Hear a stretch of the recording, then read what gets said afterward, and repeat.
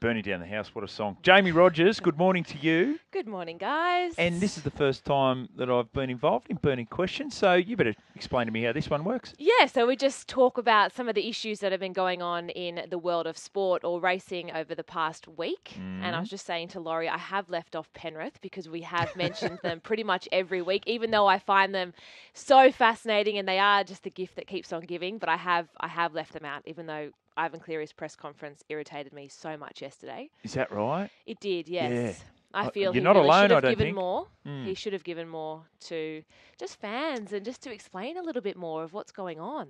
Yeah, and I think that's what most people want. Yep. They want to know the plan. They want to know what the future is for Penrith and how we can crystal ball it and see where we're headed. At the moment, they're unsure.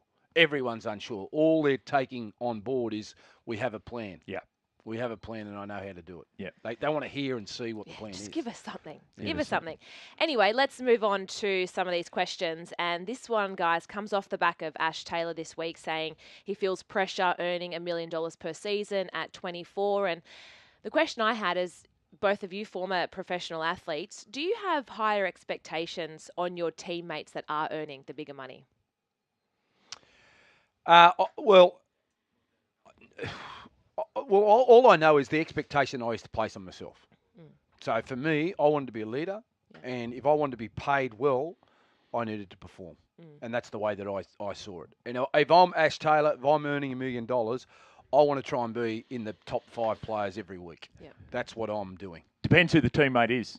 So, for example, when I played with Brad Fitley, he was getting paid $800,000 a year. He earned that every week, right? But if you've got a perception that a player is getting paid more than you think they're worth, that becomes a problem. Yeah, but when you know it's the guy on the $1 million, like a Ash Taylor or your best player. See, Ash Taylor would be under pressure from his teammates. They're going, hang on, mate, you're getting $1 million. Let's aim up. Yeah, that's exactly right. Well, on the Gold Coast, they've now slumped their worst start to a season in their history, and Garth Brennan only has next season remaining on his contract. What do you guys see the future holding for him?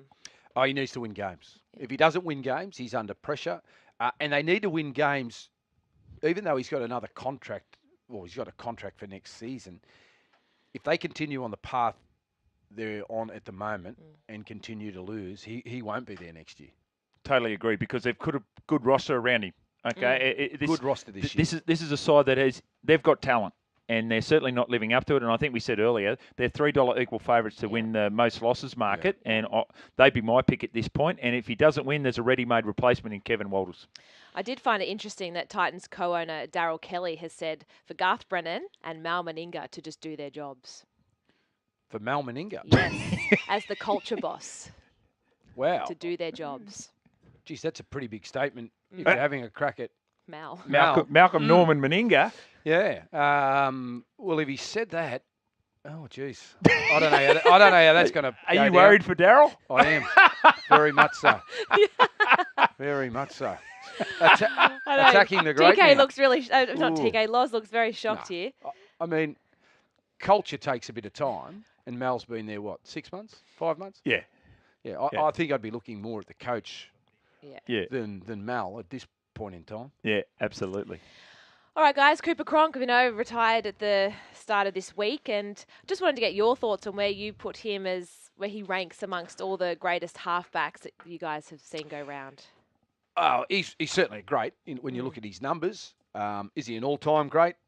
No, I don't think. I don't think he's an all-time great. I think what he has done for the clubs that he's played in have been brilliant. I think he's done his job and he's done it to the best of his ability.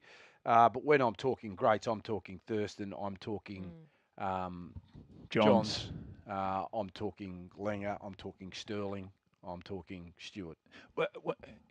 I agree with that. But when you look at his numbers, they are compelling. Premierships, numbers of games, test matches, state of origins, just incredible. But natural halfbacks that had great skill that determined outcomes of games, I think those other guys are in front of him. Where do you see which way the Roosters will go in replacing Cronk? I know that there's been talk about their long-term plan is that teenage sensation Sam Walker, but what about a more short term for next season? I think Latrell Mitchell. I personally wouldn't put Latrell to 5'8", but if Latrell wants to be a 5'8", and he thinks he can be, and he wants the $1 million, I think that's where the Roosters will look to go. And Lockie Lamb's in the squad as well too, so he's an option until Sam Walker's only 17, so he actually can't play. Turns 18 next year. I'm not sure of the exact date, but yeah, I think Lockie Lamb is there as well. So that's the way they'll go with that one. All right, let's talk about this rebuilding phase, and a term that does get thrown up quite a bit. And, you know, Carlton over in AFL land has said they're in a rebuilding phase. They've won 4 games since 2017. It's their roughest patch in club's history. And now Penrith are saying they're going to go through a rebuilding phase. Guys, is this term rebuild now just being a word used to sweeten failure? It depends what club it is. I mean, Carlton have had their time. I mean, Brendan Bolton's been in charge now for 4 years, 5 years. Yeah. He's had an opportunity to change that list and manipulate it into the list that he wants. So he's been given time. I see it as a failure. When you've been given 4 or 5 years and you haven't had success, or you can't see them coming out the other side, that's a failure. And for me, at the moment where Carlton are, it is a massive failure. I think Abraham Lincoln said you can fool some of the people all of the time. You can fool all of the people some of the time, but you can't fool all of the people all of the time.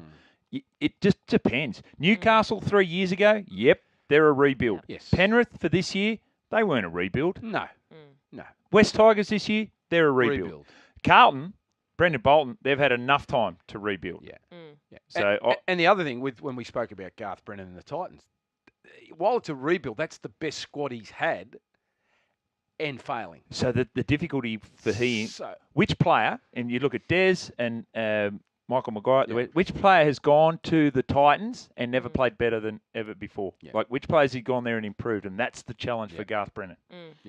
And even just quickly with Penrith, with their rebuild, they're pretty much the same squad as last season when they were in the top 4. Well, basically, if they're saying they need to rebuild, it's been a waste the last 5-6 years. Yeah, that's exactly right. Building this squad up. Thank you, Jaimee. Thanks, guys. That was good fun. Appreciate that. 1353 the open line number. After the news with Madison, we've got Davey Stanley and Phil Moss.